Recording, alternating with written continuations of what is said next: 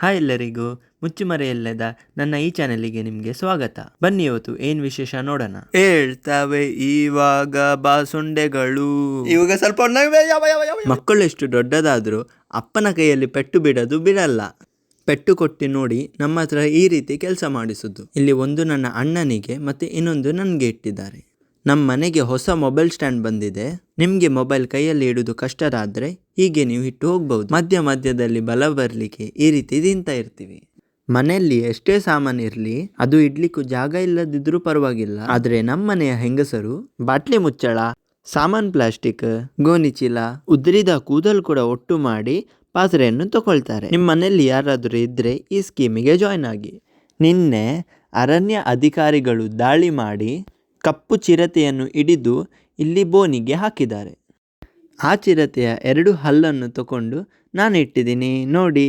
ನಿಮಗೆ ಬೇಕಿದ್ರೆ 2ಕ್ಕೆ 2 ಲಕ್ಷ. ಮನೆ ಪೂರ್ತಿ ಡೈಲಿ ಗಲೀಜು ಮಾಡೋದೇ ಇವರ ಕೆಲಸ. ಇದನ್ನೆಲ್ಲ ನಾನೇ ಕ್ಲೀನ್ ಮಾಡಬೇಕು.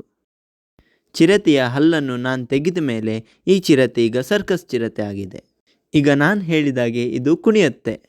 ಇದರೊಂದಿಗೆ ಕೆಲವು ಬೇರೆ ಪ್ರಾಣಿಗಳನ್ನು ಕೂಡ ತಂದು ನಾನು ಸಾಕ್ತಾ ಇದ್ದೀನಿ.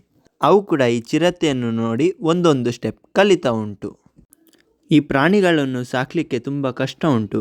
ಅದಕ್ಕೆ ಯಾರಿಗಾದರೂ ಫುಡ್ ಡೊನೇಟ್ ಮಾಡಲಿಕ್ಕಿದ್ರೆ ನನ್ನ ಅಕೌಂಟಿಗೆ ದುಡ್ಡನ್ನು ಹಾಕಿ. ನಿಮಗೆಲ್ಲ ಸರ್ಕಸ್ ನೋಡಲು ಫ್ರೀ ಟಿಕೆಟ್ ನಾನು ಕೊಡ್ತೀನಿ.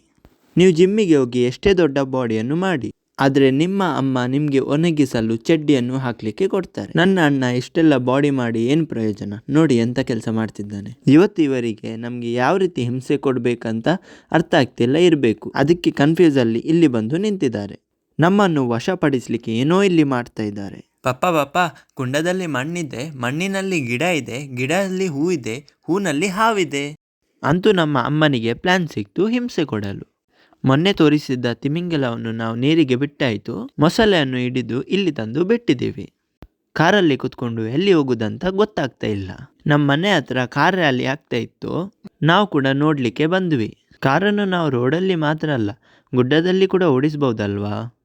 ನಮ್ಮ ತಲೆ ತಿಂದು ಇವರ ವಿಟಮಿನ್ ಡಿ ಕಮ್ಮಿ ಆಗಿದೆ ಅಂತೆ. ಅದಕ್ಕೆ ಬಿಸಿಲಲ್ಲಿ ನಿಂತಿದ್ದಾರೆ. ಇವರು ಸೂರ್ಯನಿಗೆ ಕೂಡ ಬಿಡುವುದಿಲ್ಲ. ಅವರ ರಕ್ತ ಕೂಡ ಇವಾಗ ತಗೊಳ್ತಾರೆ. ಇವಾಗ ನಮ್ಮ ಫ್ಯಾಮಿಲಿ ಮೀಟಿಂಗ್ ಟೈಮ್. ಇಲ್ಲಿಗ ಡಿಸ್ಕಷನ್ ಆಗ್ತದೆ ಯಾರ ತಲೆ ಹೇಗೆ ಹೊಡೆಯುವುದಂತ ಹೇಳಿ. ನಮ್ಮ ಮನೆಯಲ್ಲಿ ದಿನವೂ ಮೀನು ಸಾಂಬಾರೇ. ಮೀನಿಲ್ಲದೆ ಮಂಗಳೂರಿನವರು ಬದುಕಲ್ಲ, ಮಂಗಳೂರಿನವರು ಇರುವ ತನಕ ಮೀನು ಬದುಕಲ್ಲ.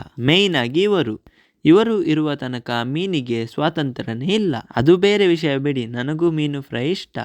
ಇವತ್ತಿಗೆ ಇಷ್ಟು ಸಾಕು. ಜಾಸ್ತಿ ನಕ್ಕರೆ ಹೊಟ್ಟೆ ನೋವಾಗ್ತದೆ. ಫಾಲೋ ಮಾಡಿ. ಬಾಯ್.